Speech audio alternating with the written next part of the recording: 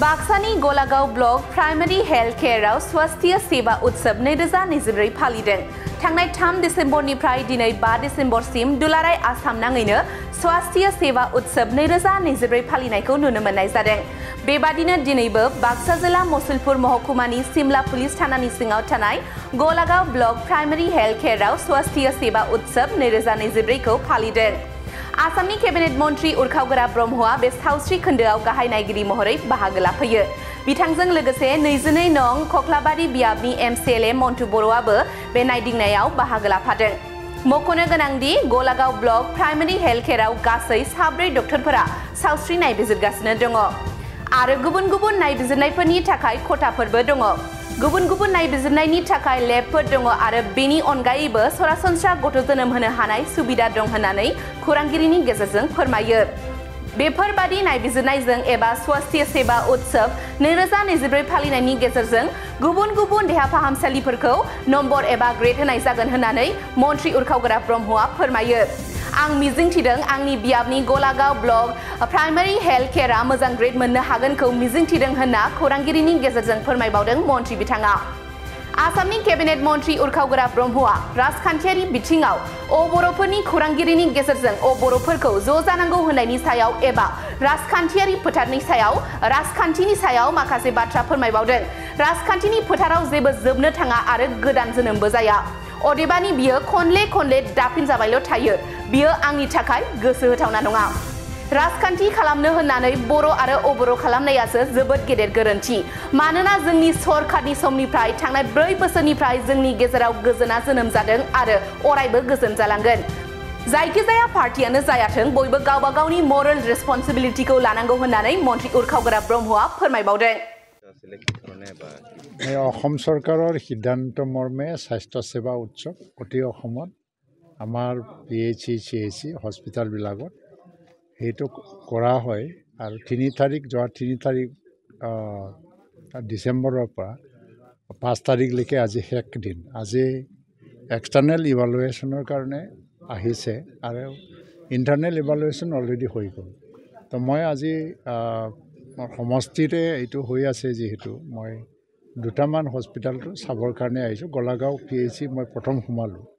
ইয়াত ইনফ্ৰাষ্ট্ৰাকচাৰ ঠিকে আছেনে নাই, পুৰণা বিল্ডিং হয় কিন্তু ইনফ্ৰাষ্ট্ৰাকচাৰ যিমান লাগে এইটো আছে আৰু তাৰপিছত ড্ৰাগছৰ কোনো শ্বৰ্টেজ নাই আৰু ডক্টৰ হয়তোবা যিটো কমনলি আমাৰ গাইনী ইছ্যুটো বহুত ৰুৰেল এৰিয়াত, তো ইয়াত গাইনী ডক্টৰ নাই আৰু ডক্টৰৰ শ্বৰ্টেজটো কমন এটা ফেনমেনন হৈ আছে গোটেই অসমত, অকল ইয়াৰ বুলি নাই। কিন্তু 4জন ডক্টৰ ইয়াত ভালকৈ চলাই আছে আৰু মই আজি চাইছোঁ যে আমাৰ লেব আছে আৰু ব্লাড টেষ্টিঙৰ পৰা আৰম্ভ কৰি পেলাই সকলো কৰা হয় আৰু যিটো নৰ্মেল ডেলিভাৰী বাচ্চা জন্ম ইয়াতে হৈ আছে যদিও মানে সংখ্যাটো কম। ইয়াত যথেষ্ট আছে কিন্তু সৰু সুৰা সমস্যা ইণ্টাৰনেল এটা সমস্যা আছে, নোহোৱা নহয়, এইটো দূৰ কৰিব লাগে আৰু এই স্বাস্থ্য সেৱা উৎসৱৰ দ্বাৰা দি এটা গ্ৰেড দিয়া যাব আৰু ইয়াৰ যিটো ইণ্টাৰনেল প্ৰব্লেমবিলাক গভৰ্ণমেণ্ট অফ আছামে মানে এইটো গম পাই যাব আৰু সেইমতে এই সমস্যাবিলাক দূৰ কৰিবৰ কাৰণে ব্যৱস্থা কৰিব। আজি আমাৰ মুখ্যমন্ত্ৰীয়ে স্বাস্থ্যমন্ত্ৰী হিচাপে এই দায়িত্বটো লৈ কাম কৰিছে। আগত কেশৱ মহন্ত আছিলে আৰু ডক্টৰ হিমন্ত বিশ্ব শৰ্মাৰ নেতৃত্ব যিটো চৰকাৰ, সেই সময়ৰ পৰা এই স্বাস্থ্য খণ্ডটো যথেষ্ট উন্নতি ঘটিছে আৰু মই ভাবোঁ যে আজি গোলাঘাঁৱত যিটো আছে গোলাঘাঁৱত ভালে গৈ আছে। আমি ভাল গ্ৰেড এটা পাই যাম আৰু তথাপিও এটা ইনবিল্ট কিছুমান এটা প্ৰব্লেম থাকি যায়, সৰু সুৰা প্ৰব্লেম আছে, সেইটো দূৰ কৰিবৰ কাৰণে ময়ো ব্যৱস্থা ল'ম আৰু এই উৎসৱৰ জৰিয়তে যিখিনি ৰিপৰ্ট যাব ৰাজ্য চৰকাৰলৈ সেইমতে মুখ্যমন্ত্ৰীয়ে যিহেতু স্বাস্থ্যমন্ত্ৰীৰ দায়িত্বত আছে তেখেতে ব্যৱস্থা ল'ব। স্যাৰ শেহতীয়াকৈ যোৱাকালি এটা প্ৰেছ মিট লৈছোঁ ৰাজনৈতিক বিষয় স্যাৰ কৈছে যে এপছৰ আহ্বানত যদি UPPL BPF একত্ৰিত হ'ব পাৰে, যাৰ কাৰণে তেওঁলোকে এইটো শ্লোগান লৈ GSP অবৰ একত্ৰিত হৈছে বুলি সংবাদ মেল দিছে। অবৰ ইছ্যুটো পুনৰ আহি আকৌ উত্থান হ'বলৈ ধৰিছে স্যাৰ, এনেকুৱা হৈছে।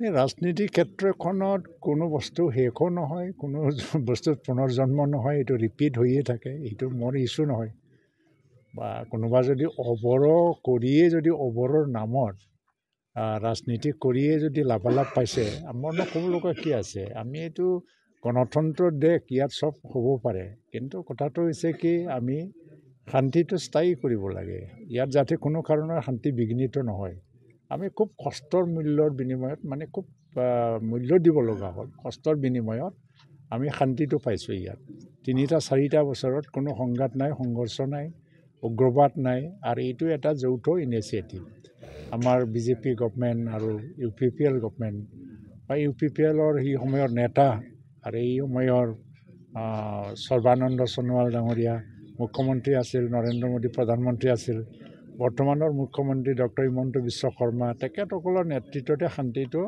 স্থাপন হ'ল ইয়াত উগ্ৰবাদ মানে মুক্ত এটা অঞ্চল হ'ল এইটো স্থায়ী কৰিব লাগে সুনিশ্চিত কৰিব লাগে যাতে এই দিশটো চবে চাওক নিজৰ নিজৰ যিটো এটা মৰেল ৰেছপনচিবিলিটি এইটো ৰক্ষা কৰিব লাগে বাকী UPPL হিচাপে আমি যিটো কাম কৰিব লাগে কৰি আছোঁ ৰাইজে যিমান দিনলৈকে আমাক আদৰ কৰিব সিমান দিনলৈকে আমি আছোঁ